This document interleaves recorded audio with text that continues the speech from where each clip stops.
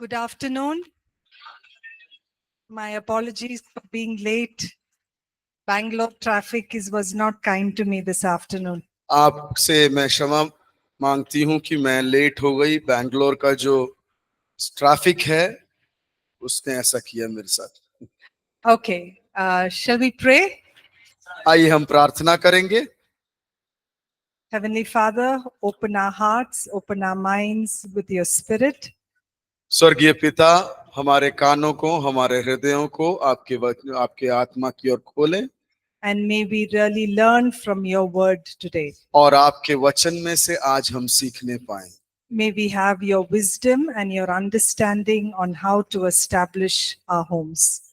और किस प्रकार से हमारे भवनों को, हमारे परिवार को, घरों को स्थापित किया जाए, उस विषय में हम आज सीखने पाएं। You be praised and glorified in our time of learning. In Jesus' name, Amen. और ये जो सीखने का समय है उसमें आप अपनी महिमा और स्तुति ले, यीशु मसीह के नाम से, आमीन। सागर, Today we're going to learn 4 chapters. आज 4 अध्याय सीखने जा रहे हैं। 7, 8, 9 and 10. 7, 8, 9 और 10। And I hope to finish 7 and 8 in the first hour, 9 second, 10 the third hour. और 7 और 8 पहले 7 in the morning, 7 and 8 in the first hour, 9 second, 10 third hour.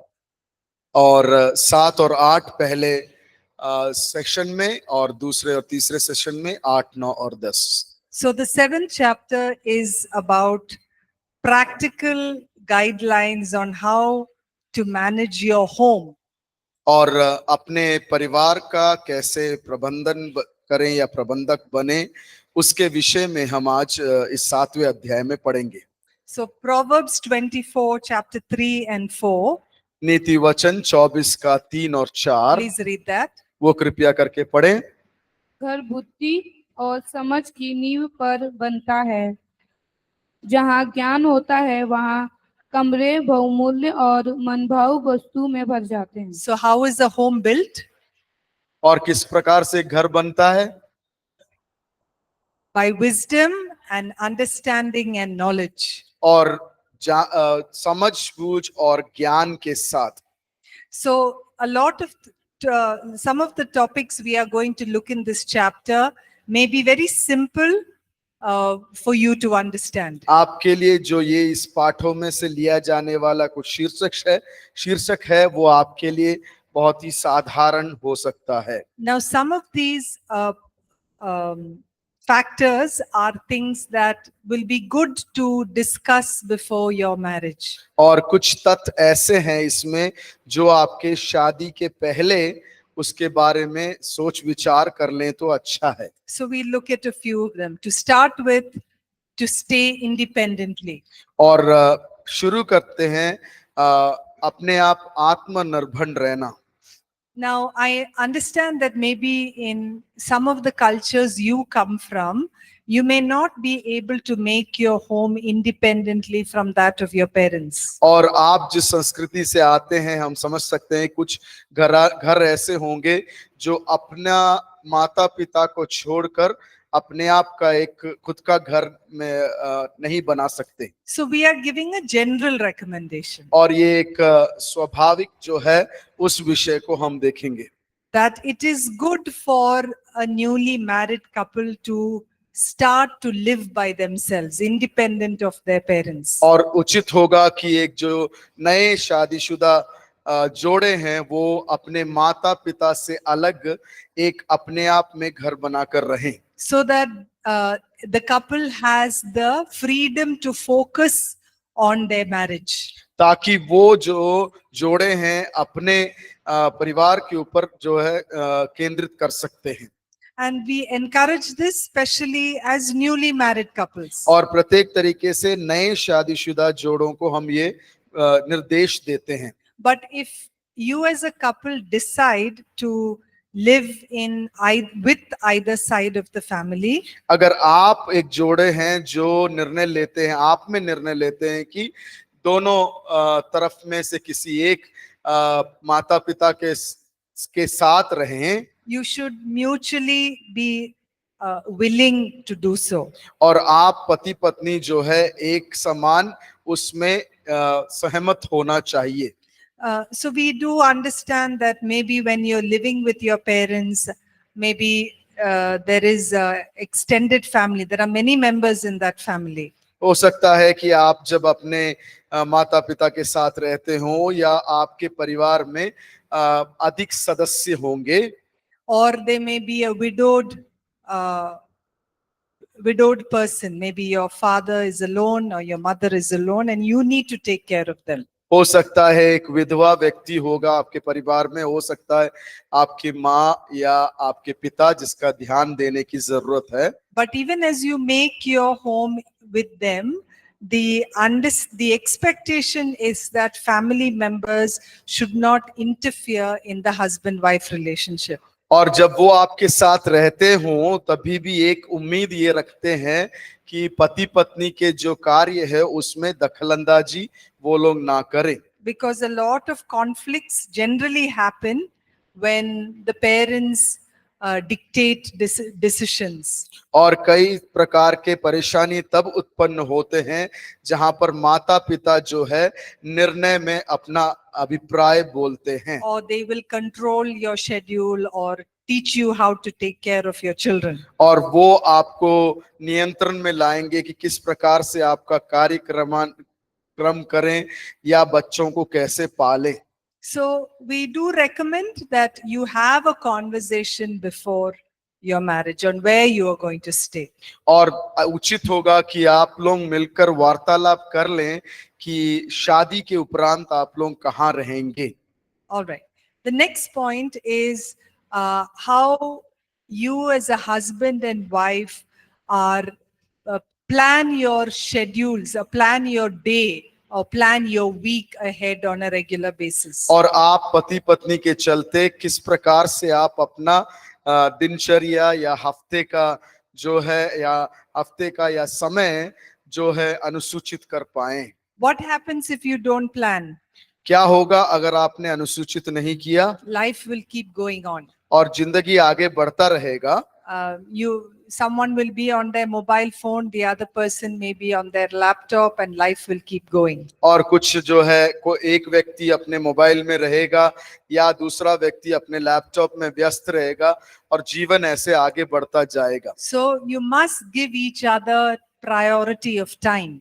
और एक दूसरे को समय का मूल्य चुकाना जरूरी है। So it may be spending some time daily or extended periods of time in the weekend. और हो सकता है हर दिन कुछ समय आप एक दूसरे को दें या हफ्ते के अंत में कुछ समय एक दूसरे के लिए दें।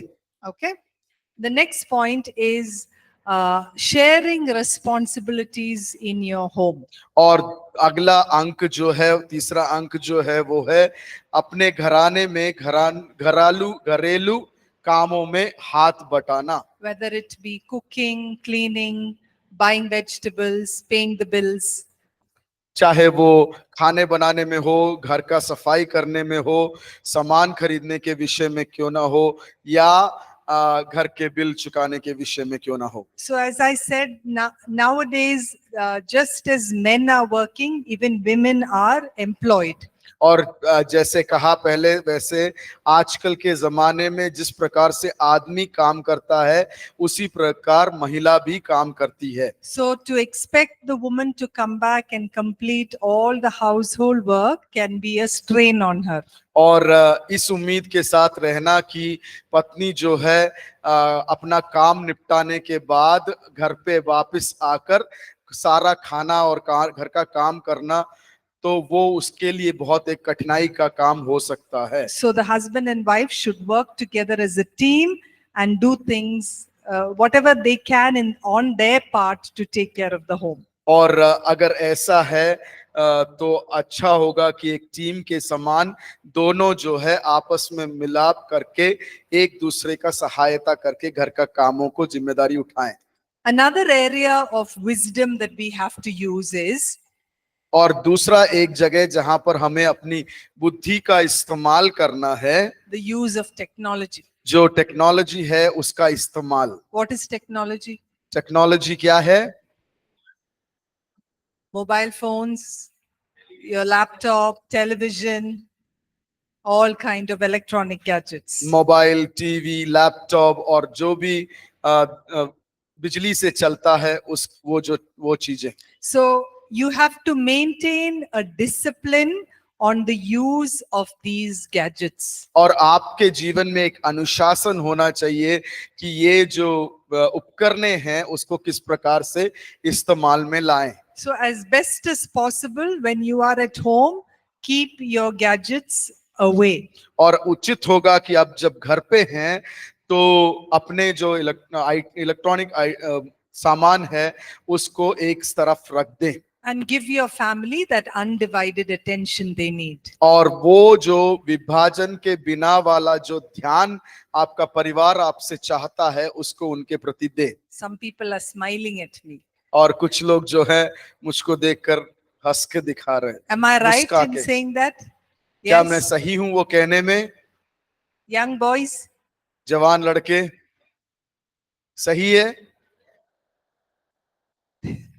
Okay. The next thing which is important for a family is to have family vacations and family holidays. और दूसरा जो अंक वो जो बहुत महत्वपूर्ण है एक पारिवारिक जीवन में वो है जो परिवार समेत घूमने जाना या किसी घूमने वाली जगहों पर समय निकाल के जाना। So it is always nice to have a time of break and enjoyment with your families.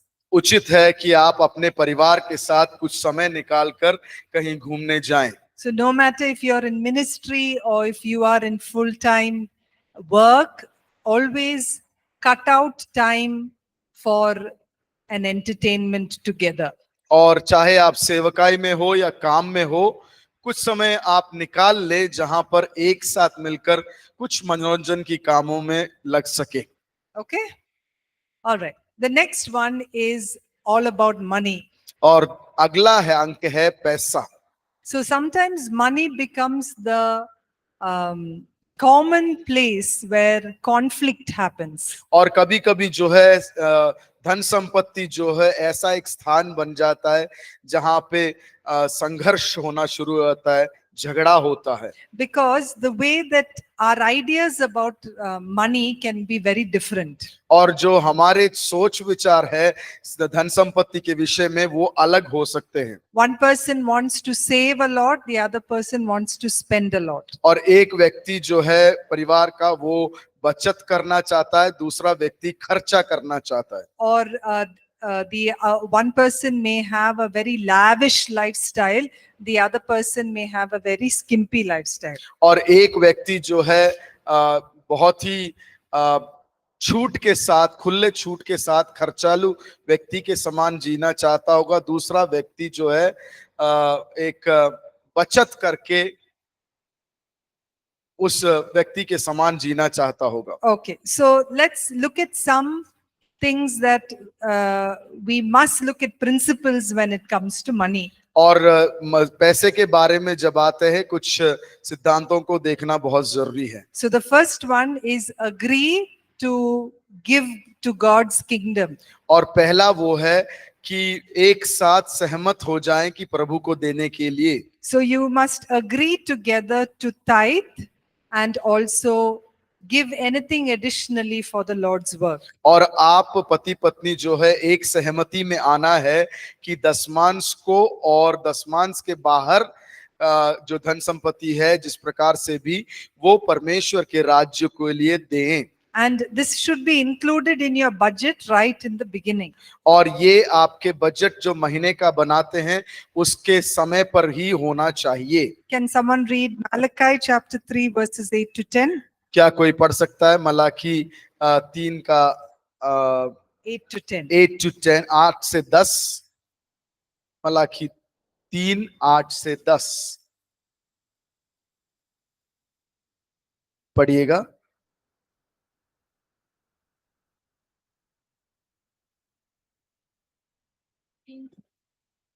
वह रूप का ताने वाला और शुद्ध करने वाला बनेगा और लेवियों को शुद्ध करेगा और उनको सोने रूपे के समान निर्मल करेगा।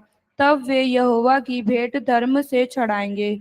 तब यहूदा और यरूशलेम की भेंट यहोवा को ऐसी भाएगी जैसी पहले के दिनों में और प्राचीन काल की भांति थी। तब मैं न्याय करने को तुम्हारे निकट आऊंगा और टोनों और व्यभिचारियों और झूठी करिया खाने वालों के विरुद्ध और जो मजदूर की मजदूरी Chapter 3, तीसरा अध्याय उसका verses तीसरा 8 to 10. तीसरा अध्याय 8 से 10। क्या मनुष्य परमेश्वर को धोखा दे सकता है? पर देखो, तुम मुझको धोखा देते हो और तो भी पूछते हो, हमने किस बात में तुझे लूटा है? दशमांश और उठाने की भेंटों में तुम पर भारी शाप पड़ा है, क्योंकि तुम मुझे लूटते हो, वरन सारी जाति ऐसा करती है। So, what does the Lord command? और यहाँ पर परमेश्वर का आज्ञा क्या है? That we give our tithes and offerings and not rob God. और वो कि हम अपने दशमांश को, अपने भेंट को परमेश्वर की घर में लेकर आए, उससे चोरी ना करें। So, learn how to handle your debts as well. और सीख जाए कि किस प्रकार से अपने आर्थिक संपत्ति को ध्यान दे सकें। Learn to live with joy with what God has given you. और जो कुछ परमेश्वर ने आपको दिया है उसमें आनंदित होकर जीने की कोशिश करें, Without comparing to what others have and what others do not have. और ना कि ये तुलना करते हुए उस दूसरे के पास क्या है और हमारे पास क्या है।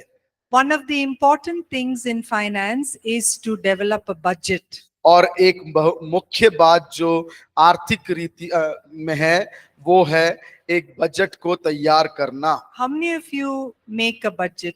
आप में से कितने ऐसे लोग हैं जो एक बजट बनाते हैं?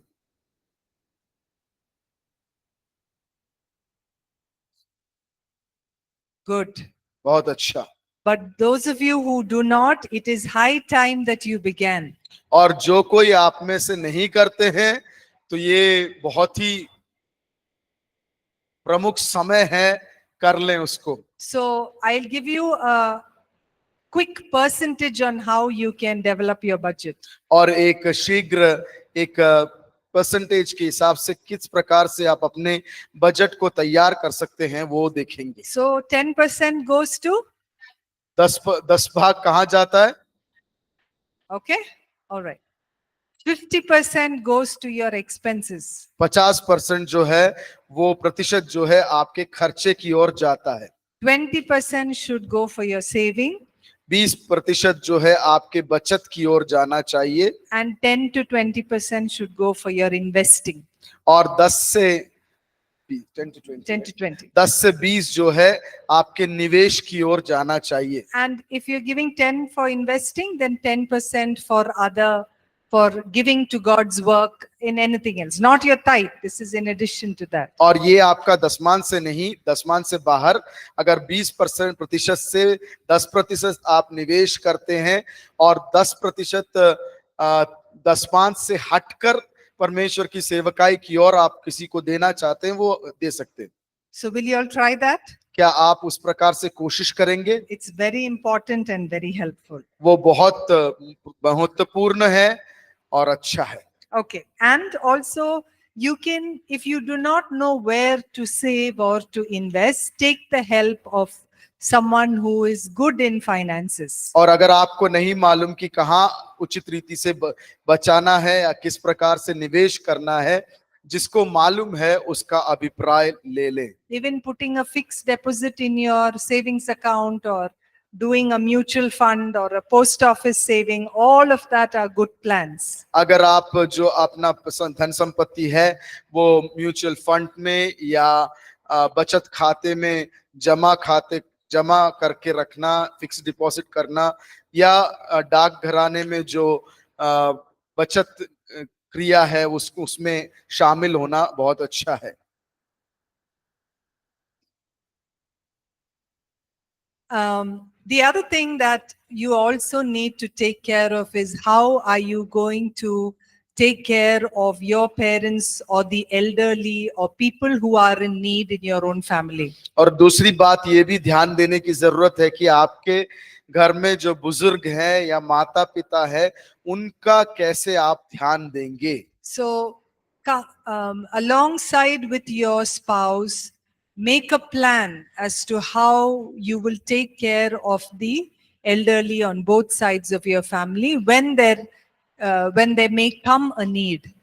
और एक जरूरतमंद अवस्था आने के समय पर आपकी जीवन साथी के साथ किस प्रकार से आप अपने माता पिता या घर के बुजुर्गों के प्रति सहायक बनेंगे उसको भी ध्यान दें. So there are some of these things that we spoke about on how best you can manage your home. और हमने सीखा था कि किस प्रकार से उचित रीति से हम जो है अपने घर को चला सकते हैं या प्रबंधक बन सकते हैं. Okay, can someone tell me a few points we spoke about the last half an hour? अभी जो आधे घंटे हमने सीखा क्या उस अंकों को कोई बता सकता है? Staying independently, आत्मनिर्भर होकर रहना, making daily or weekly schedules, good. प्रतिदिन का या हफ्ते का अनुसूची बनाना, Taking responsibility in the house, घर का जिम्मेदारी लेना, huh? Budgeting, Budgeting, okay. Budget banana, going out for vacation, Going out for vacations. Sorry. Use of phones, use of technology. Okay. जो फोन्स है जो टेक्नोलॉजी है उसका उचित इस्तेमाल,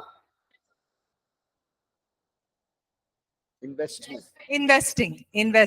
Okay, very good. Excellent. Taking care of parents and in-laws. Very good. माता पिता और परिवार के लोगों का ध्यान देना. Excellent. Okay. Let's move to chapter 8. आइए हम 8वें अध्याय की ओर जाएंगे. Chapter 8 is a very interesting chapter. 8वां अध्याय जो है बहुत ही रुचिमय अध्याय है. It's about sex and sexuality. वो यौन और लैंगिकता के विषय में है. Now, sexual intimacy is again a exciting and an important part of marriage. और एक शादीशुदा जीवन के अंदर एक वैवाहिक जीवन में जो लैंगिक संबंध है वो बहुत ही आनंदमय है. So we will just look at some instruction, scripture, and look for some advice as we look into sexuality. और ये लैंगिक संबंध में जो परमेश्वर के वचन में दिया गया निर्देश है उसमें से हम देखेंगे. So I know especially in our Indian culture, मैं जानती हूँ कि अपने हिंदुस्तान के संस्कृति में everything to do with sex and sexuality is a bad thing to talk about. और जो कुछ लैंगिक विषयों के या यौन विषयों के विषय में जो भी बातचीत किया जाता है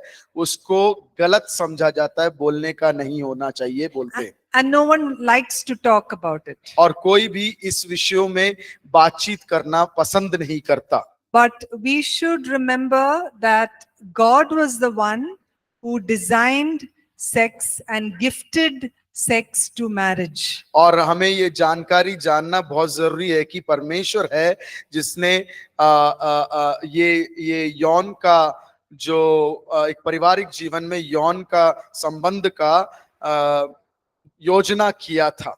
So there is sacredness in sexual intimacy between a husband and a wife. एक पति और पत्नी के बीच में जो लैंगिक संबंध है उसमें एक पवित्रता है. But just like every good thing that God has created, और जिस प्रकार से परमेश्वर ने सारी भली चीजों को सृष्टि किया है, sin can also hamper or can make bad. और पाप जो है इस बातों को बुरा बना सकता है. But our focus is on the beauty of how God made sexual intimacy. और हम इसको देखने की जरूरत है कि परमेश्वर ने लैंगिक घनिष्ठता को किस प्रकार से सुंदर बनाया है। So I have a question for you. मेरे पास आपके लिए एक सवाल है। When was it that you understood or learned about sexual intimacy or about sexuality? और आप कब इसके बारे में ज्ञानवान हुए, इस लैंगिक विषय के बारे में, Or from whom? या फिर किस व्यक्ति के द्वारा? कब और किस व्यक्ति के द्वारा आपने ये लैंगिक विषय में अवगत हुए? Teacher, Teacher? School? Nature. आपने नेचर बोला, प्रकृति, By nature. Okay.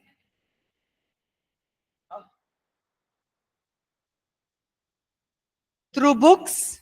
किताबों के द्वारा, Through social media? सामूहिक मीडिया, Through society? Through समूह के society. द्वारा। Okay. Often what happens is because we don't get the right information, we get all right information from the right source, we get distorted information from technology, from videos, from friends, from books. It all becomes very distorted. हमें सही रीति से उसके विषय में, लैंगिक विषयों के विषय में ज्ञान न मिलते हुए गलत रीति से टीवी के द्वारा, टेक्नोलॉजियों के द्वारा, दोस्तों के, मित्रों के द्वारा हमें प्राप्त होता है। Isn't it? And we grow up understanding very wrong things about sexuality. और सही है कि नहीं कि हम जब बढ़ते हैं तो इस लैंगिक विषय के बारे में गलत ज्ञान से बढ़ते हैं। So it is always helpful that when you become older and you become parents, to have a discussion with your children about sexuality. और उचित होगा कि आप जब बड़े होंगे, आप जब बुजुर्ग होंगे, आप जब माता पिता बनेंगे, अपने बच्चों के साथ ये लैंगिक विषयों के बारे में वार्तालाप करें। Or even in the church, to talk about that so that people understand the real design God has for sexuality. और आप कलीसिया में भी इस विषय के विषय में बातचीत करें ताकि जो सही योजना परमेश्वर ने इस विषय पर बनाया है वो अवगत हो जाए। So there is something that God warns us about sexuality outside of a marriage relationship. God warns us about sexuality, warn, W-A-R-N-S, about sexuality outside of a marriage और relationship. परमेश्वर जो है हमें चेतावनी देता है वैवाहिक जीवन के बाहर के यौन संबंध में। So God is against any kind of casual sex outside of marriage. और एक व्यावहारिक जो यौन संबंध है जो पारिवारिक जीवन के बाहर है उसके बारे में परमेश्वर चेतावनी देता है। So as a believer, we need to manage our sexual desires. और एक विश्वासी होते हमें जो है अपने लैंगिक संबंधों को नियंत्रण में रखना है। So we protect it, we keep it pure, हम जो है उसको सुरक्षित रखें और उसको शुद्ध रखें and enjoy it only in marriage. और सिर्फ शादीशुदा बंधन में उसका आनंद उठाएं। So in case if you have been in sexual sin, if there has been a past sexual sin, ऐसे बोले कि अगर आपको पुराने बीती हुई जीवन में कोई लैंगिक संबंध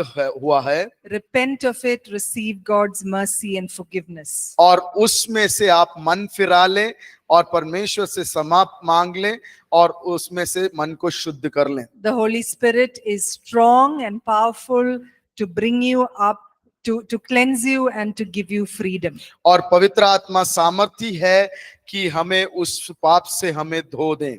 Okay? So we're going to look at why did God design sex?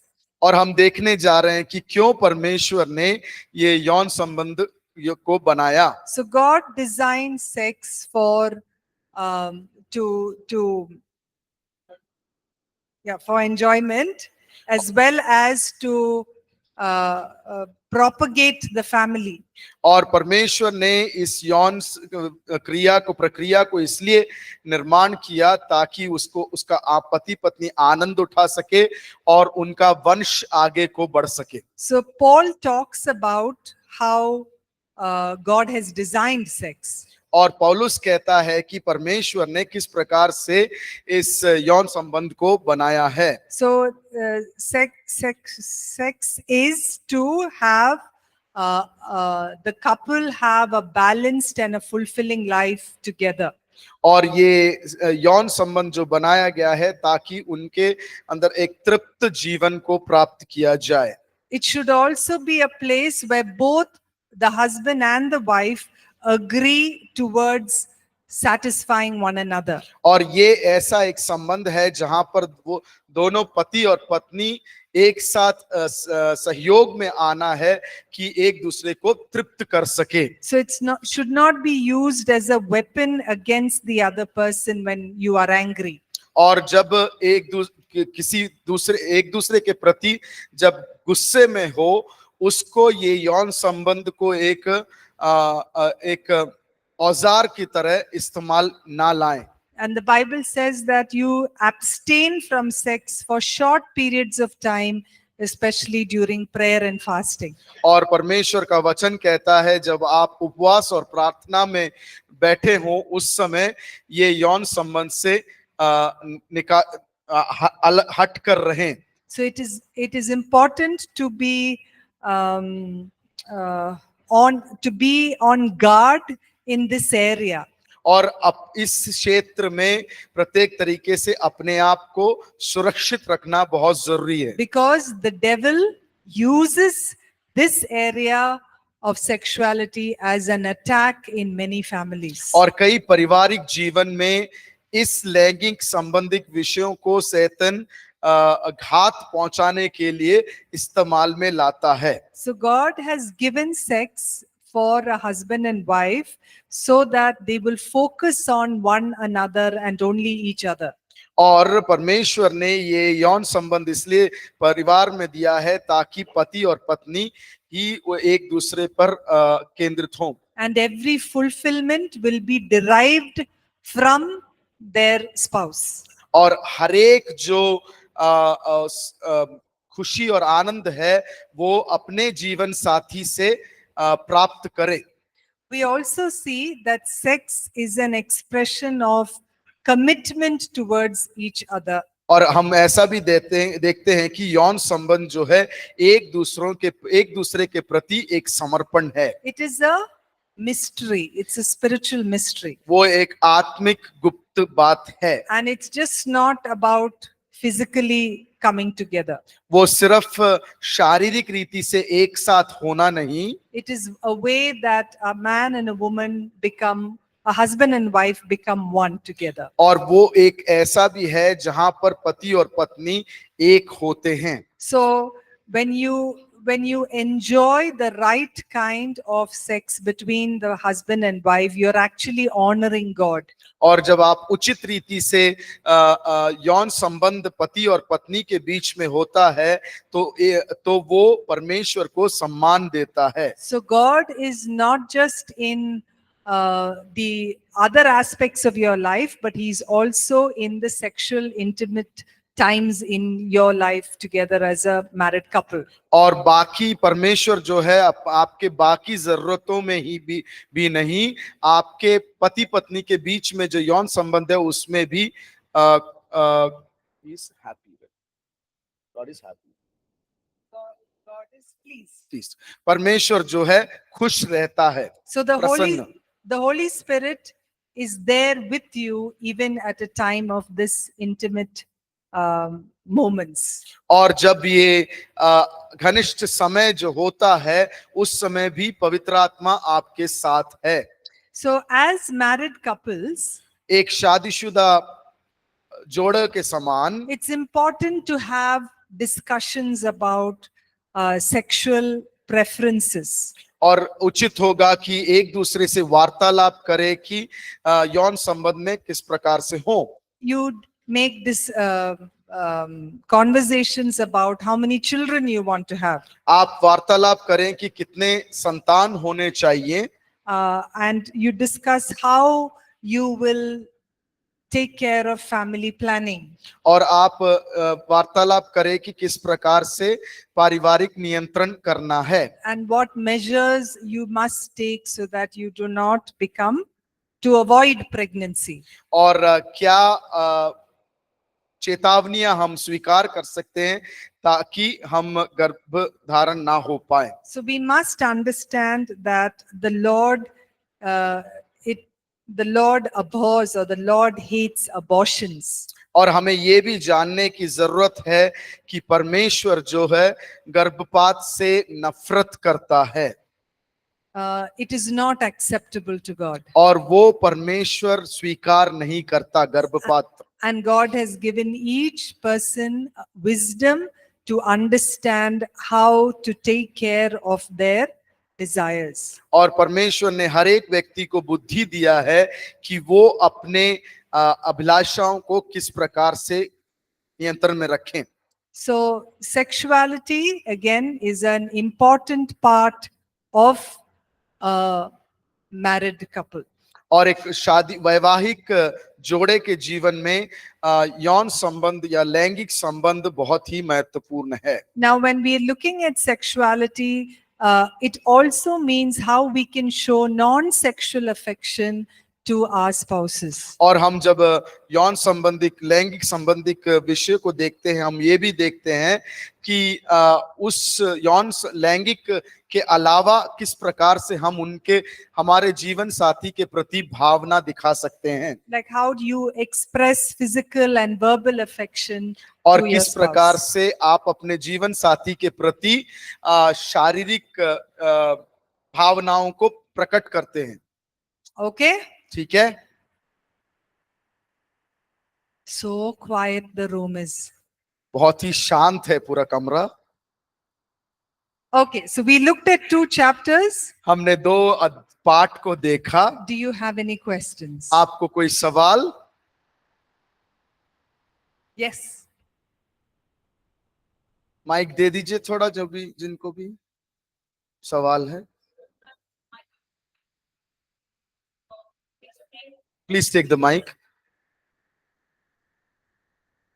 Can you explain investment and saving? Investment and saving. Difference between investment and saving. Okay, so quickly. So saving is something that from the money that you get, you keep aside some money so that it will grow on it will grow. Like let's say a fixed deposit or a savings bank deposit. और जो savings कहा जाता है, बचत जो जिसको कहते हैं, वो आपकी जो आमदनी है उसमें से एक कुछ प्रतिशत निकाल कर कहीं पर उसको जैसे फिक्स डिपॉजिट होता है उस पे लगा दो, और वो जहां पर साल बीतते या दिन भी महीने के अनुसार वो बढ़ता है. Investing is when you are, let's say, when you buy a land. और निवेश करना मतलब ये है कि जब आप एक जमीन खरीदते हैं, and it will begin to grow over years. The cost of it will grow over years. और साल बीतते बीतते वो जमीन का जो मूल्य है वो बढ़ेगा. You may not be putting more and more money in the investment in the house, but you put more and more money in your deposit, so that every month you are saving little bit about what you're earning into a savings account. But investing is you put it once and you let it be so that it grows over time. और बचत जो है उसमें आप डालते जाते हैं ताकि वो बढ़ता जाए. लेकिन निवेश ऐसा है जैसे घर पे ऊपर या जमीन के ऊपर, वो उसको वहीं रखे रहते हैं ताकि वो समय बीतते समय वो बढ़ता जाए, मूल्य बढ़ता जाए. Okay. All right, let's go for a 10-minute break and we can come back. हम 3-5 को वापस आ जाएंगे.